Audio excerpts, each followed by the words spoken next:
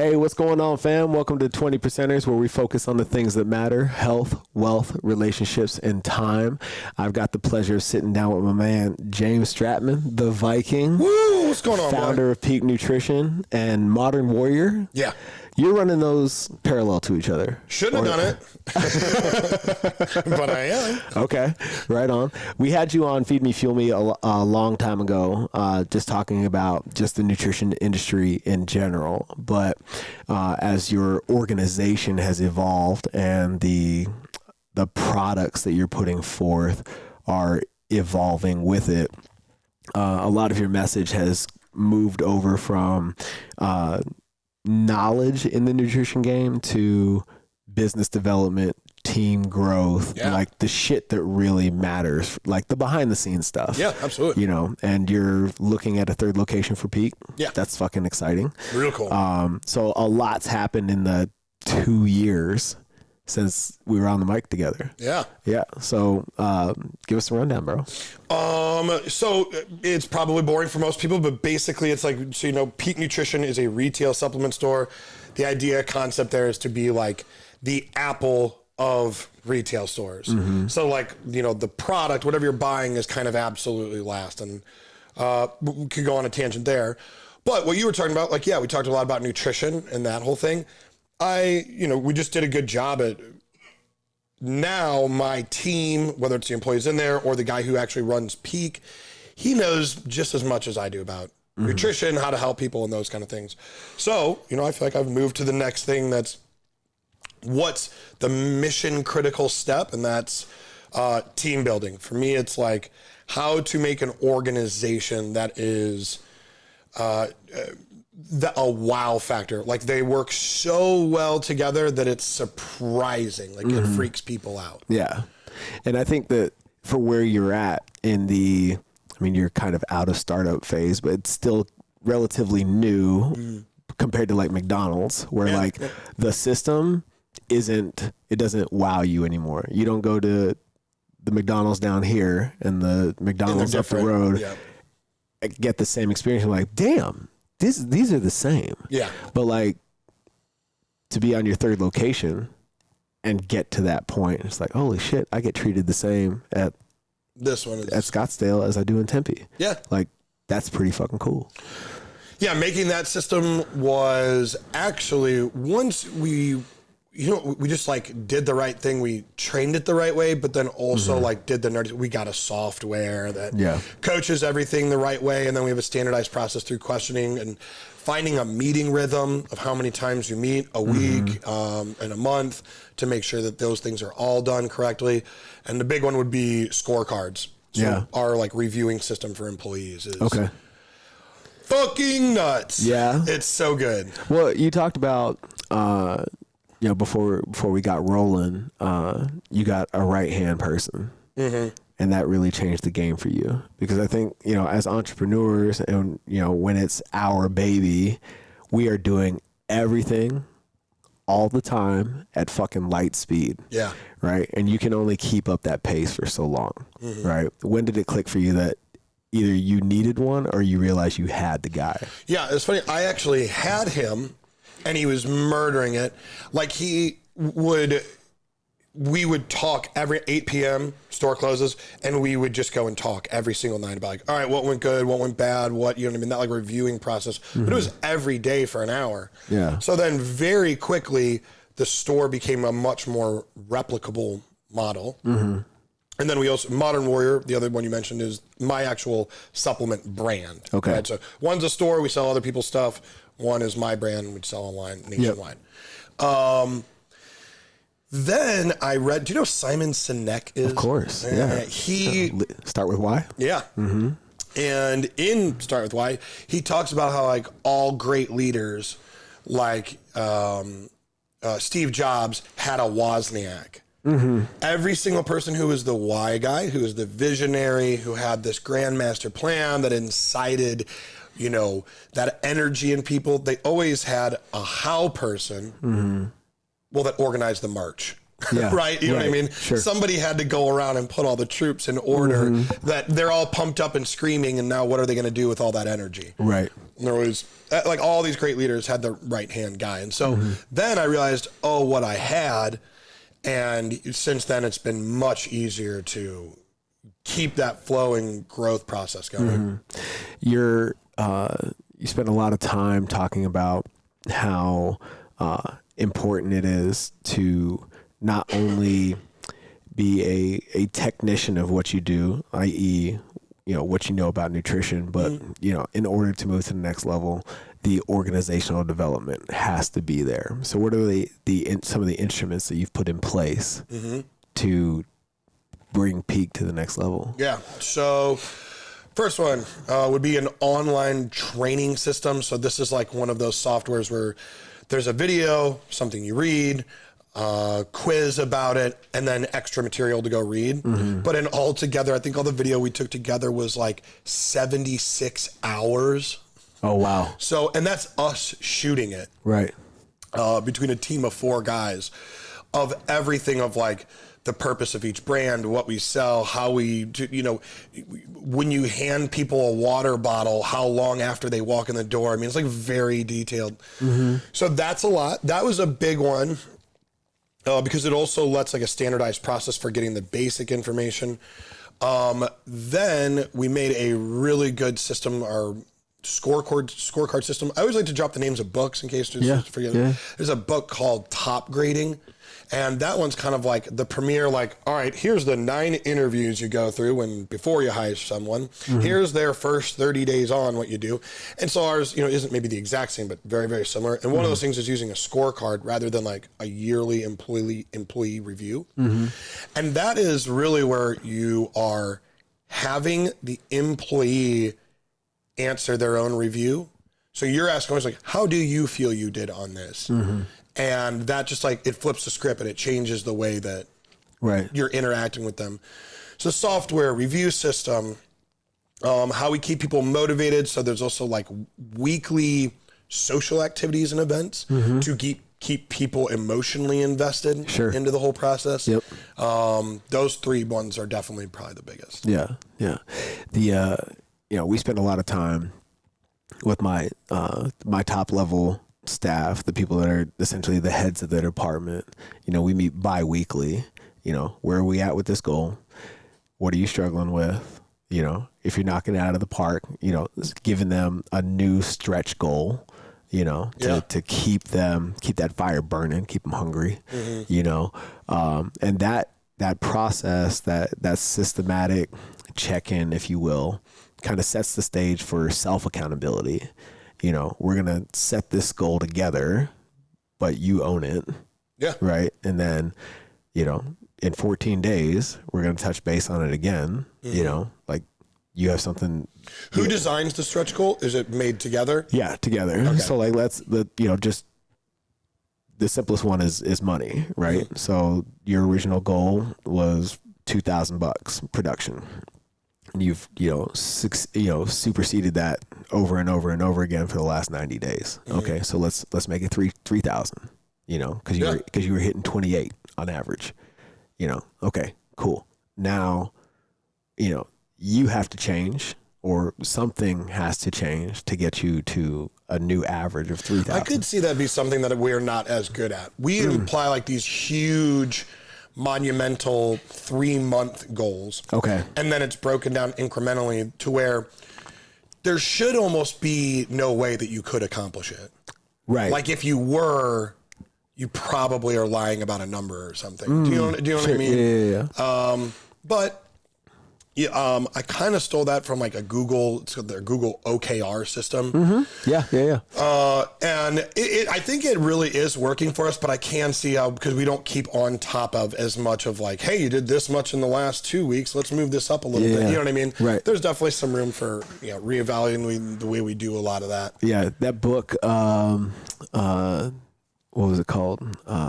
Measure What Matters. Yeah, that's it. Yeah, where they talk about the OKR system and stuff like that. The guy that saved Google. Yeah. That dude, because they were just a bunch of dudes. There were 2 guys that were just happy playing with data, He was like, no, this is how you're going to turn this shit into a business, and I'm going to write a check, and we're going to make this happen. Yeah, that is a really cool book. And that was like one of those cheesy ones. Like I watched this TED Talk, and I was like, oh, what's this? All right, I'll read more about that. Yeah. But he even goes as far in there talking about like with nonprofit organizations and how they use them. And but anyway, they're getting off topic. But that's the way we set up a lot of our stuff. And I really like the way it works. So what's the trajectory?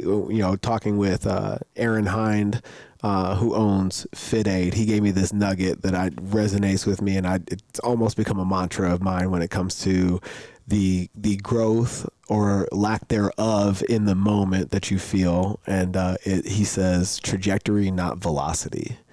Right? Okay. Keep your eye on the prize. It's not about getting there fast. It's about getting there. Oh yeah, that is a great way to think. And like ever since he dropped those 3 words in my ear, like I must repeat it to myself at least 3, 4, 5 times a day. Yeah. Because you do get frustrated when things aren't where they want to be. Absolutely, man. Yeah. It's like I should be there by now. Well, no, you shouldn't. No, you shouldn't. I know. That almost is kind of depressing sometimes for me. I read like one of the big business books that really helped me out a lot. It's called Scaling Up. Mm-hmm. They're like, oh, yeah, you'll be big right when you've been around 25 years. And I'm like, fuck, 25 years? No. Yeah. You know what I mean? And it's like, that's every like large business that you look at like that's done really well. It's 25 plus to get there. Like you think of Starbucks as like a new company. They were around in the 70s. Right. You know what I mean? Sure. But just not in the same iteration that they are now. Yeah. So. And you see a lot of these companies that are kind of like earmarked, like established 2013, established 1970. And like if you go all the way back and like follow the track of the LLC or whatever it is, the S Corp, the whatever, chances are that's not even what it was called. It was it was the whole team underneath a different business, and they had to close it out because like, oh fuck, we're in trouble. Yeah. No, what were you asking? Hold on. You take a step back real quick. Asking about that like trajectory. Yeah. Like so how do we do it? Like where are you guys going? So yeah, like our system is we use like a subjective line or approach to what we want. Okay. And so that for let's say Peak Nutrition, we'll pick it per store, but then also like as a whole, it's to be the single largest fitness organization in Arizona. Okay. So let's say that we have these, they're not really influencers because we don't use them on social media, but there are like our street team, like our PAT, you know what I mean? There are customers who basically like we work with hand in hand. We will have like 100 to 120 of those per location. Okay. So you say, even you get 100 of them, which is what we have like up in Scottsdale, and you have 10 locations. That's 1,000 people that are screaming, raving, Peak Nutrition, like teammates. And so that's that goal there. Yeah. And then the sales from that is attributed to basically the population density around each location or whatever. Yeah.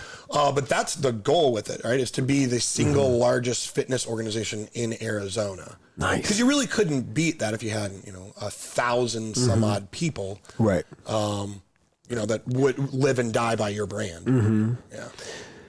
So when it, going back to the trajectory, not velocity thing, what's more important to you? Because they really had to really fact checked me, because the easiest thing to do is, as Peak Nutrition, look at GNC, right? Today, and put those two right next to each other, right? As opposed to asking the real question, where was GNC at 5 years? Yeah. Right. And that's the direct comparison. You know what I'm saying? Well, I think even, if you were having that comparison. Yeah. I think that we're actually really lucky. And so this is going to be me slightly tooting my own horn about it, because I think the timing is just Yeah. But I'll explain kind of why. I think that timing wise, us compared to GNC, it's like unfair.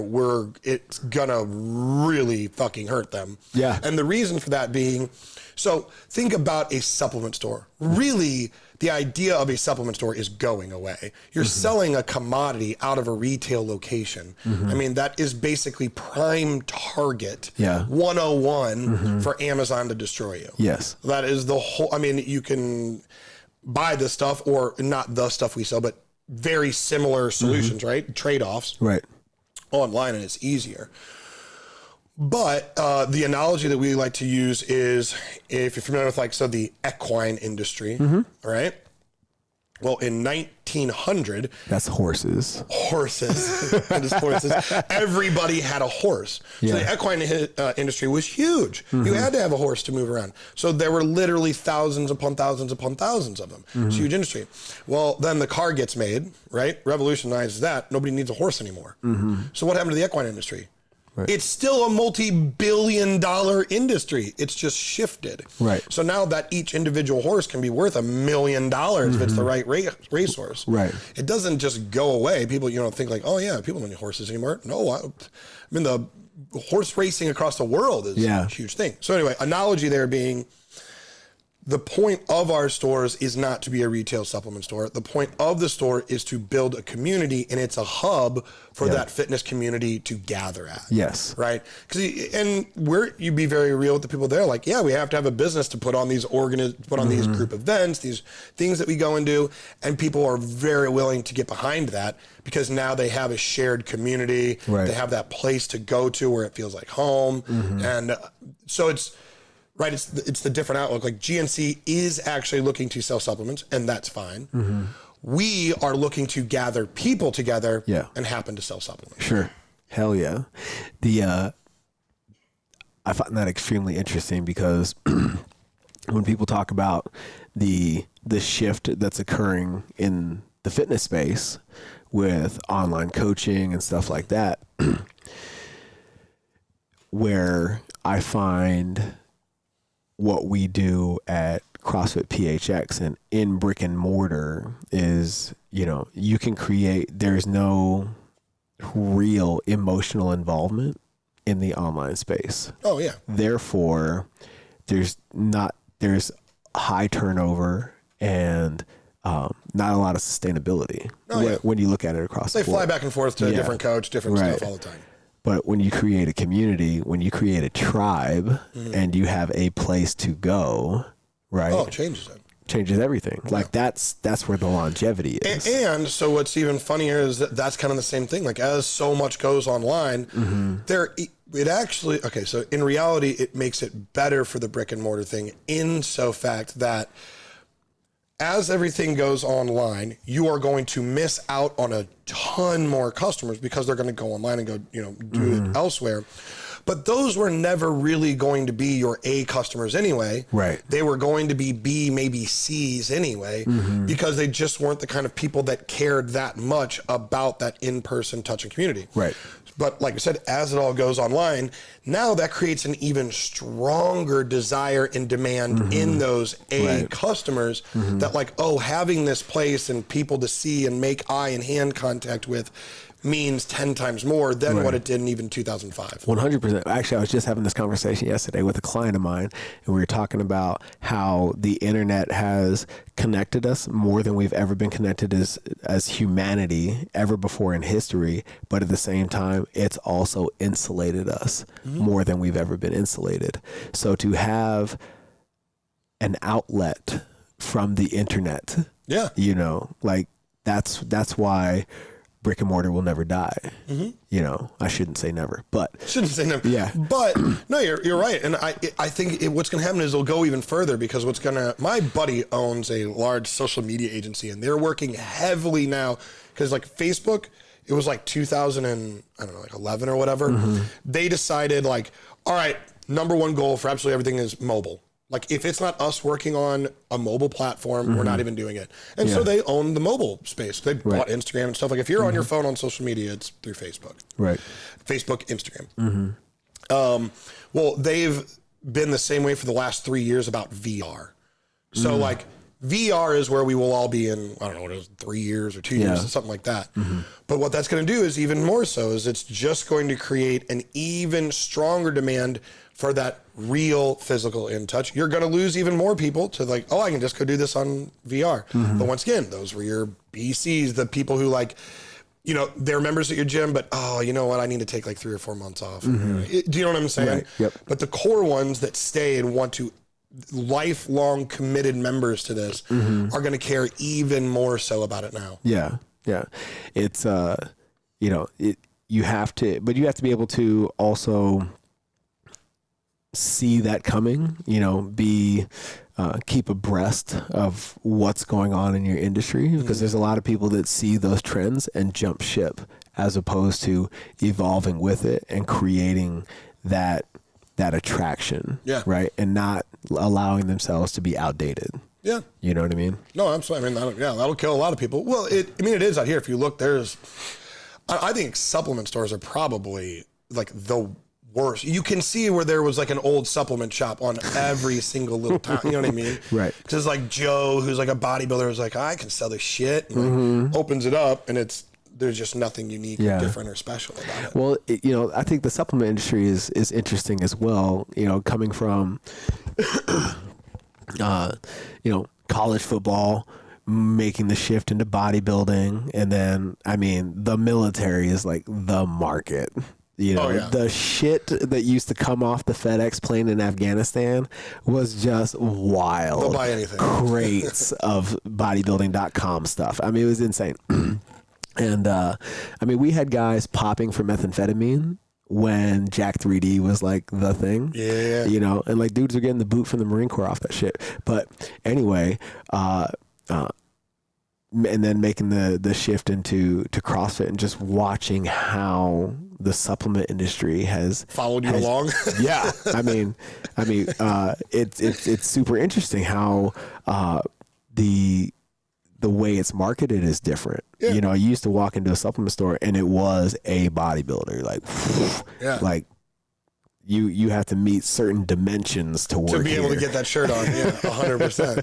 It's cut the right way. And now, it's kind of like the way Gold's Gym and that wrought iron, dirty mystique has kind of worn off, and they've moved towards that lifestyle model. You've also seen that shift in supplement stores as well. Yeah. You know, I think the last time there's a One Stop right down the street from us.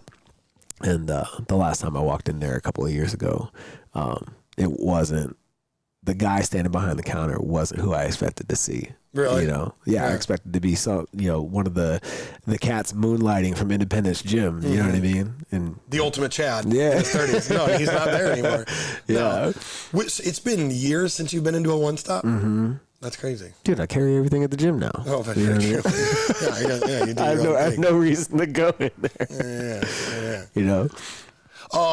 But let's go back. So we were talking about, we do Pete Nutrition, right? Supplement store. Then we do Modern Warriors, like the online business. Sure. Then I like the character, right, as the Viking. Tell me, right? dive into how, because we were just talking about your frat pictures. You don't look like that dude anymore. How did the Viking persona come to be? Yeah, it's funny. It's like always kind of like that guy. The Viking thing is a joke from that, like when I was really young. My family's from Iceland, so like my grandma would be there, and I mean her name's Hildur, and so my family would be like, what the hell? Like my friends would be like, what is she saying? And like it's Icelandic. Yeah. And so then it was like kind of like a joke, like, oh, the Viking kid. Okay. You know what I mean? Because that's what you think of when you think of people from Iceland. So it always was kind of there, and it stuck, and like, but I was always kind of this guy. It's like my dad, since he was in his 20s, like long hair, beard, rides Harleys. I don't know. So all I do is I look like my dad. It's not that crazy, really. Yeah. Like we look identical. But what it does, it makes it a lot easier to have like, you know, this name, this little character, this like thing or whatever. Your alter ego. The alter, which is really just me. Like honestly, there's really not a difference. But what it does is like, it gives it a name, and it gives it like this kind of like figure to follow, and that is solely focused on leadership and team development. Like that's really what it's all about. And it's really helped us out a lot because if that's what I'm talking about, everybody who works for me or the elites that are a part of our team or our warriors are our like social media influencers across the US, they listen to it and then they get like, oh, this is how you create a team that's working towards a common goal and how we communicate effectively with each other. And, you know, then it's actually like a little lighthouse, and that people can see and like, oh, that's what I want to learn. That's what I want to be a part of. And so then they become part of our organization because like, oh, that's cool. That's what I vibe with. Yeah. You know, you had talked about not really ever having a conscious mentor, but as you talk about your story, it sounds like, I actually just did a post about this, where you can find mentorship, you know, via a TED Talk or your relationship with Andy Frisella, you know, even though that's not business oriented. Yeah, so something to look up to. Right. You have that point of contact, you know, a point of reference, I should say. And I think that your mentorship has just manifested differently for you. Absolutely. You know what would be if you're going to call it like that. Yeah. Okay, so basically I'll tell people when you were talking about this, not that I think it's a bad idea. I think it's a great idea to like get a mentor and have somebody to help you along and bounce ideas off and stuff. I've never had what I was saying was like a person like that, you know, like, even my dad who owned a business. It's just funny. He's like 50 years old. He's 83 years old and he's got Alzheimer's. So he doesn't really like, we're not communicating about those kinds of things. Right. But if you're saying it like that, what I would have to pick was like, so I went to school to get a degree in physics. So it was like, my mom was a nuclear chemist. I wanted to study physics. So that's what I went there. And so your dad's a bearded Harley guy and your mom's a nuclear chemist. Yeah. Yeah, I know. I love it. I know. They were a fun duo. Then, right, you're talking about like TED Talks or something like that. Not necessarily TED Talks, but now that I think about it, like I would drive around and go to different places to watch very specific scientists give lectures on things in the field of high energy particle physics. So that did really set me for like the way that I work or the way that I think or the kind of like mentality I have towards education, learning, and what right and wrong is and stuff. Right. So I think a lot of people maybe come at it from like a business perspective, right? These business leaders, or some people come at it from like a philosophical, religious point of view, having, you know, a pastor or something like that. Right. Sure. Mine was, absolutely like a scientific methodological approach to pragmatic approach to whatever a process is. Yeah.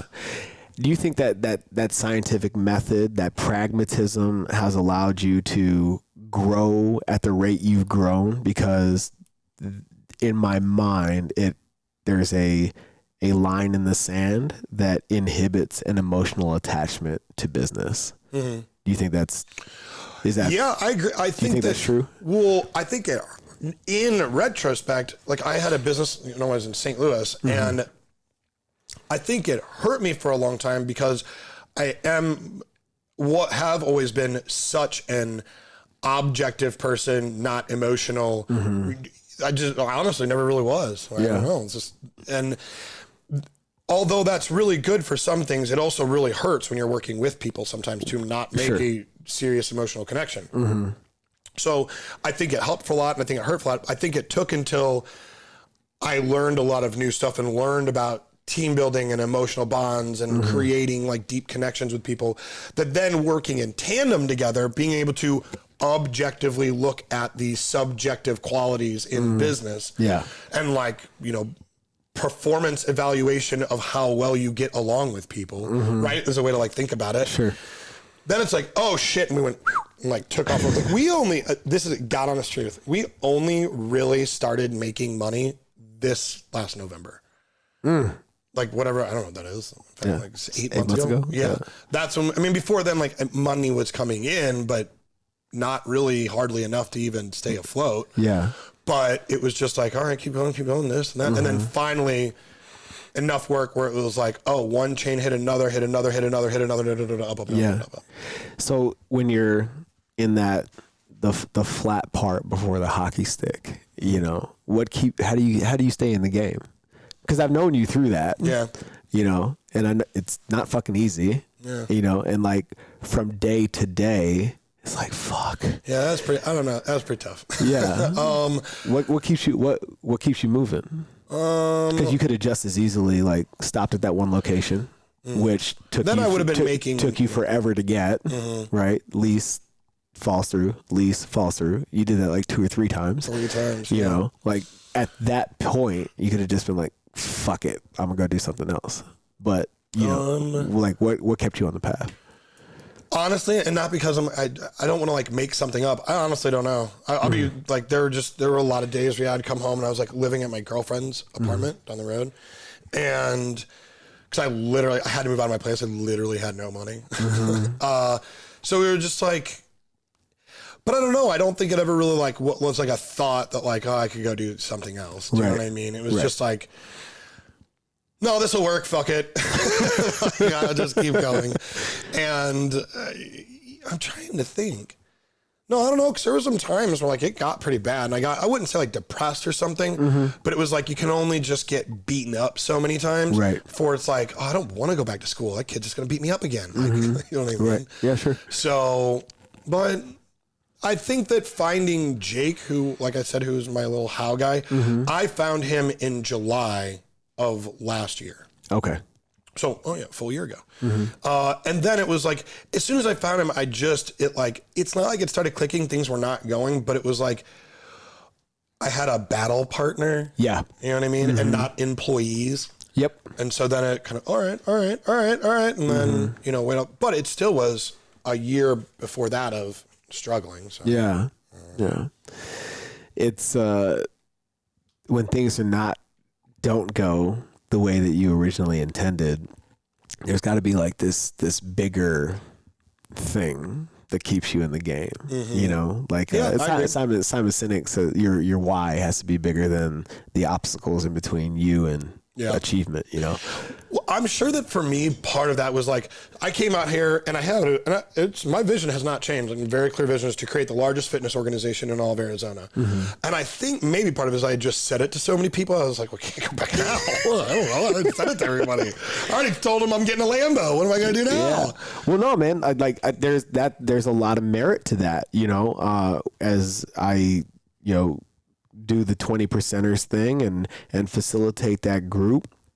You know, you cannot be bashful with the universe, which is where my belief system lies, in that if you want something to come to fruition, you have to say that shit out loud. Yeah. And then you have to tell as many fucking people as possible. I absolutely do. Because what you just said is exactly how I'm wired. In that, well, fuck, man, I've told so many people. Yeah. I have to come through. Like, that's all like, it is. That this is the only thing. Yeah. And, you know, you kind of like, for better or for worse, put yourself in a corner where you have to fight your way out. Yeah. You know, I think there's a lot of merit to that. You know, it's funny. It's this is like my best friend. We were talking about it because this has happened. I had been in that place one time before in St. Louis with my previous business. And he was like, no, I'm not really worried about it. You're kind of a sewer rat. Like, you'll figure, like, you'll just survive. Get really dirty and it's like back into a corner and something will happen and you'll be okay. And I thought, I was like, yeah, he's kind of right. You know what I mean? Like, I really don't, it doesn't bother me too much. Yeah. But like even, so we were saying at the beginning, so right now, I told you, we were like, we're on this like high level rising up, things are going great. But also I was like, okay, we made $3. I'm going to launch an online business. I'm going to hire all these internal employees. I'm going to, open up the second location, get the third one under construction.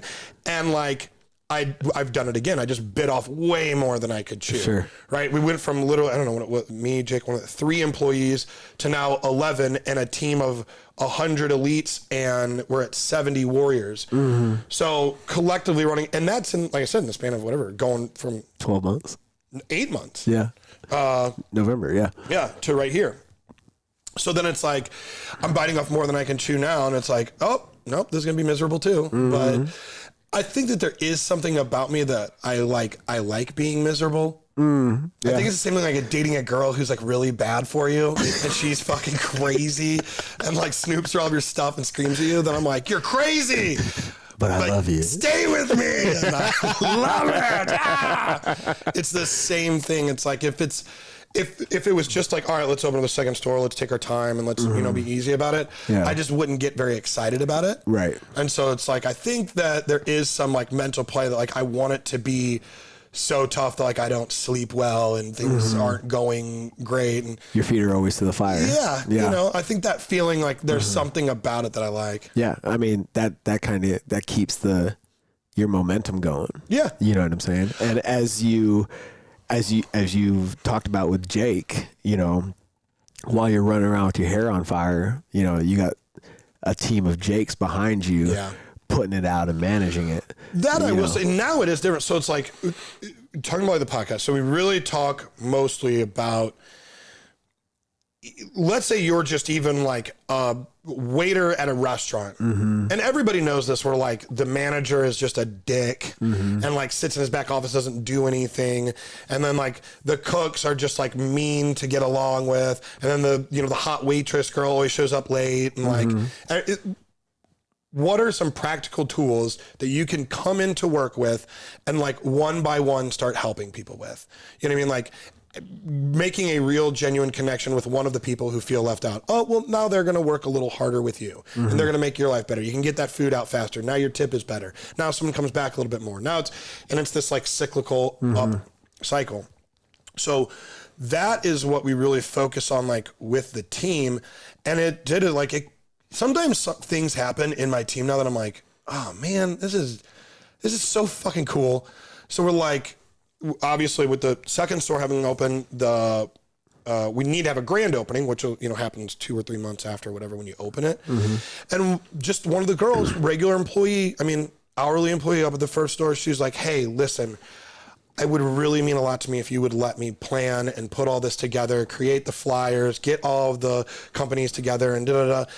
And it's like, that's how every one of them are. Like I get they're like asking for more work because the like emotional connection to being able to do that next big thing means so much to them. Yeah. And it's, and so those kind of things right there happen. And it's like, oh, all right. Well, at the end this is a lot easier than it was a year ago.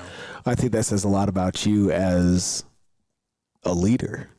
Right. That you have people that are asking for more work, to make your thing, make you that much better. Yeah. Oh, so the only I heard it said a couple of months ago, don't be the leader that nobody wants to piss off. Yeah. Be the leader nobody wants to let down. Yeah. And I feel like you're in the I don't want to let you down camp. Yeah. You know what I'm saying? No, absolutely. Yeah. So I'll just be super honest. Today is like my day that I'm like stressing a little bit because we have, there's 2 employees that we have that I'm going to go have like a talk with. Yeah. Right. This like core values talk. So behind us, there is a camera. You can see this thing. Behind us, it's like we set schedule of always a quarter at a time, right? July, August, September. And in August, right, so we were putting together this like nighttime, neon light workout with fucking, what do you call it? Like glow paint and all this stuff or whatever. Well, the gym owner called and he's like changed that. Like, he's like, oh, the only time I can really do it is like 8:30 PM on a Sunday night. And all right, I mean, like, I don't own a fucking gym. So whatever time you say is like the okay time. Yeah. And we were in a meeting when he was telling us about it. And 2 of the employees were just kind of like, and like gave one of those. And that's one of those things like for me is like an immediate, like not even like a red flag. Like I drop everything that I'm doing. Deal breaker. Yeah, absolutely. Because when that happens, then like the person next to him who was excited, now they're not excited. Right. And that like they're like, then, because one of them's like the person putting it kind of together. And, right. it's weird to think, but I feel like those things right there, that matters so much. It's like so important. Yep. That like it not only has to be like washed out, has to be addressed. Why it's such a big idea. What is the bigger purpose of it? And like this is, I mean, there's gonna be like a 2-hour long conversation about a shoulder shrug. Yeah. And like, but if I like let it ride, then it's like a virus, and everybody else starts acting that same way. Right. You know, and so those things right there, I think, have made the biggest impact, on like the entire team organization. Where does that mindset for you come from? I think again, it is kind of like a pragmatic approach. I read about it and I learned about it, and what is the name of that book? Tony Hsieh, the guy who owns Zappos shoe company, he made a book. I don't remember the name of it. It is the one something, 0 to none. 0 to 1. 0 to 1. 0 to 1. Is that it? Yeah. I think so. 0 to 1. So anyway, he talks about like, their whole business was run off of like their company culture was insane, like crazy. There's a story of like somebody calling into Zappos, which is an online shoe company, to get directions to the best steakhouse.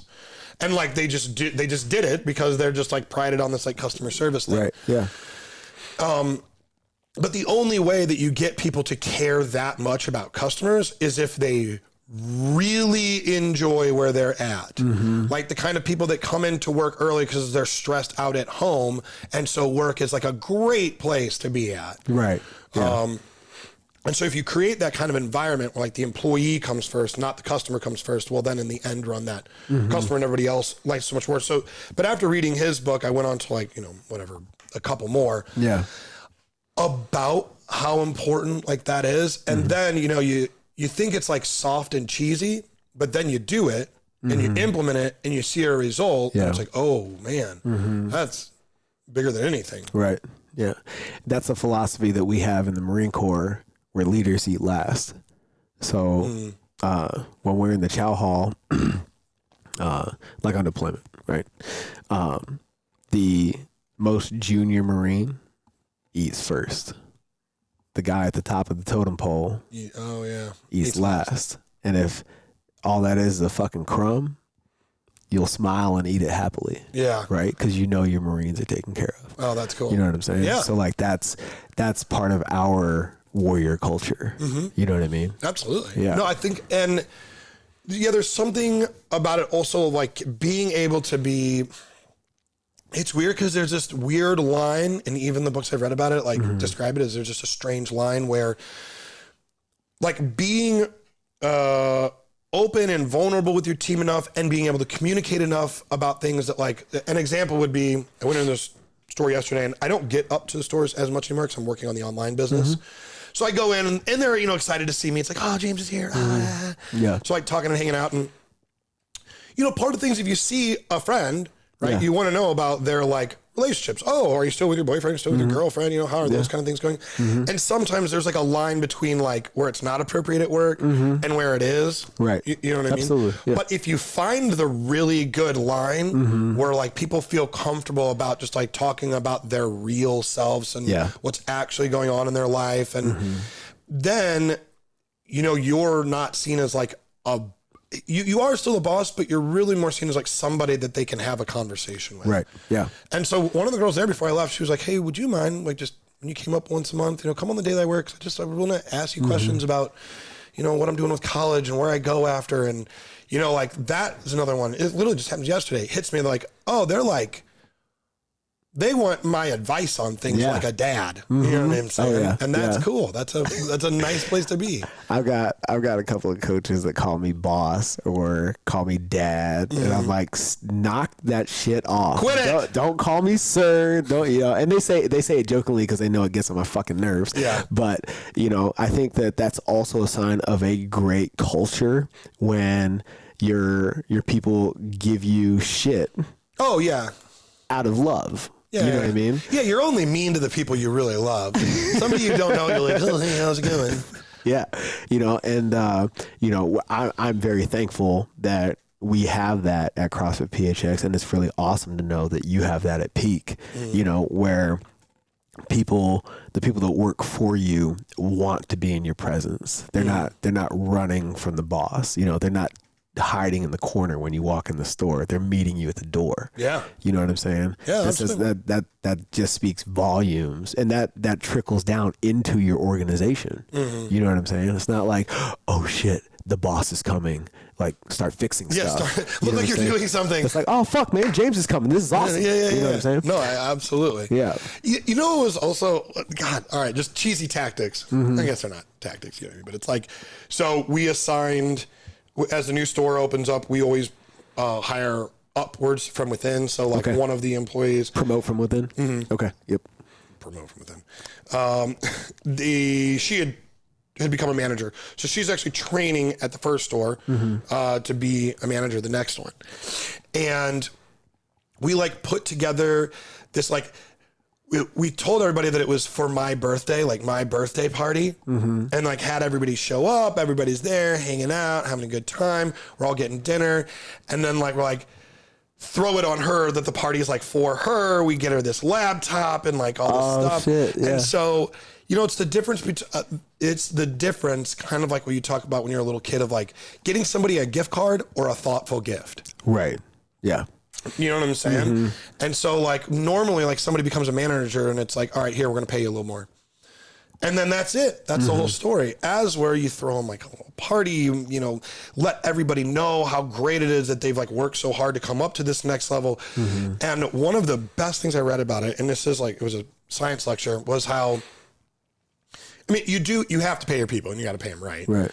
But let's say you increase their pay by X amount, you can actually graphically see the level of oxytocin that increases or decreases relative to the amount of income, money they make, or social growth that they get. Right? Like, did you put them on a party? Did you make them feel special? Did you literally elaborate all of this out to them?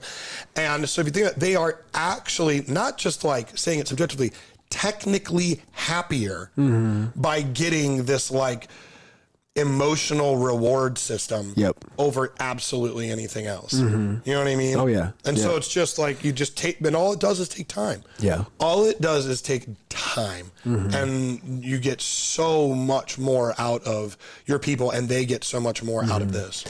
Dude, I've seen it in 20 percenters. I've seen it in the gym throughout my members, you know, people that are making really, really good money and absolutely hate what they do and will take the pay cut for a better environment. Oh yeah. You know, so, you know, for those of you that are the heads of your organizations that are listening to this conversation, understand that yes, money is important, but it is not the thing that keeps your people.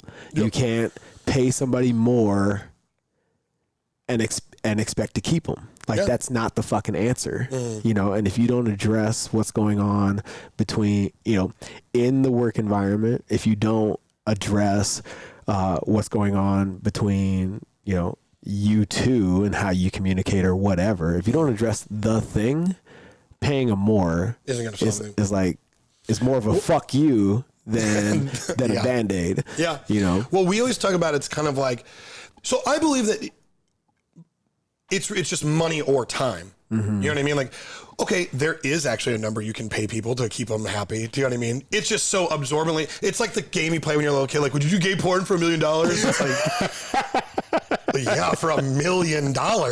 But do you know what I'm saying? Right. Yeah. Everybody's got a number, but it's just like, the thing is you actually just don't have to pay out that big money. You can reinvest it into your business and just really go out of your way to make sure you're putting in the right emotional time and care and concern and growth for each individual. Yeah. You know, it was really interesting. You know, Caitlin at Macros and Metcons, she runs our nutrition coaching program at the gym.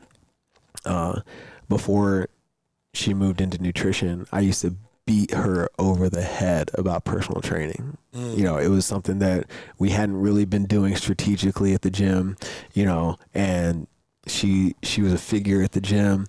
I was like, this would be a great opportunity for you to make more money. And I kept attacking the money thing. Yeah. Right. Not her passion.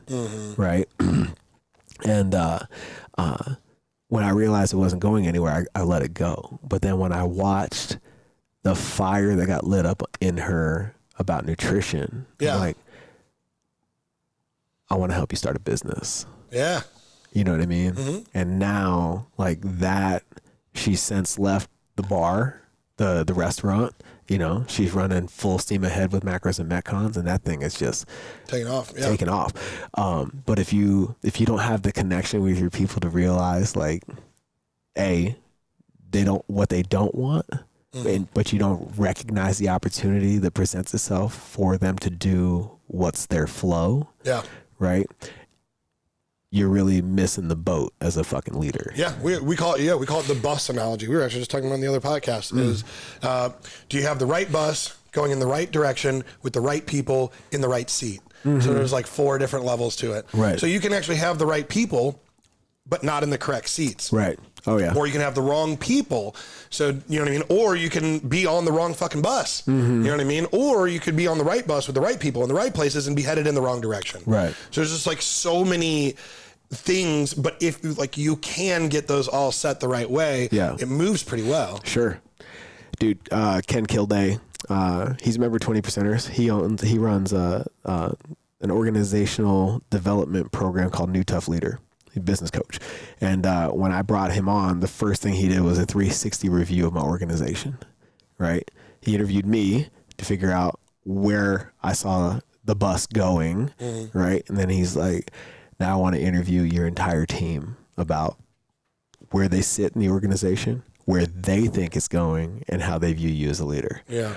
Bro, let me tell you, if eye opener, fuck. I mean, it all came out great, thankfully. Yeah. But I mean, you're really rolling the dice because you're gonna find out because you have a third party asking real fucking questions and they're giving real fucking answers.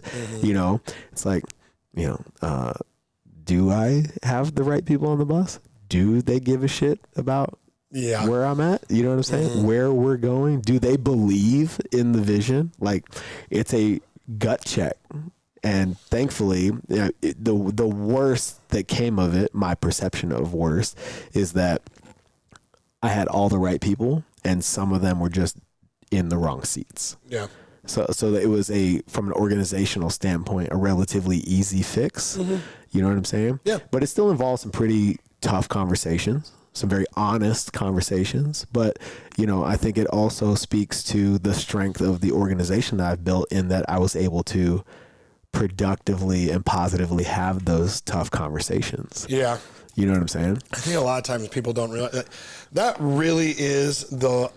this is so funny. We were talking about this last night because we were having this conversation today with some employees. Yeah. Is that like the difference between a good organization and a great organization? Because you may even be doing all the stuff that, like, you know, we talk about like helping people and doing all things the right way. But like the difference between a good and a great one is like being able to have really tough conversations and come out of it with a positive light. Yeah. You know, being able to enter it the correct way, explain why things aren't going the right way, and come to a solution. You know what I mean? Because most people will actually, that's like the bad manager thing is like, oh, it's not wrecking our whole business, so I just don't even want to deal with it. You know what I mean? Like, right. And that's what most businesses, I feel like, or anyone that I worked in before doing this, do you know what I mean? Yeah. It's like, there's like clearly an issue with like one employee or something, but they don't do anything. Yeah. And so then everybody else is like resentful and like, well, why don't you say something to them? And, yeah. You know what I mean? Those tough conversations. And also, to be honest, everybody thinks, like in our team, I know everyone thinks that like, I can just do those. But they are really tough. Oh, yeah. Like, I have to, like, for a day before, like, rehearse it and rethink it. And I have to, like, say the words and see their face. And then I have to, like, before I go in, I got to, like, smelling salts and get it. I'm not joking. Like, this is hard. Yeah. I go into, like, 10 seconds before, I'm like a little kid. And then it's like, all right, just don't get into it. You know what I mean? Yeah. And it also, like I said, today I won't have got anything else done because I'm having this conversation today. And it just, because like fucking weighs on you. Yeah. It's the only place your mind is at. Yeah.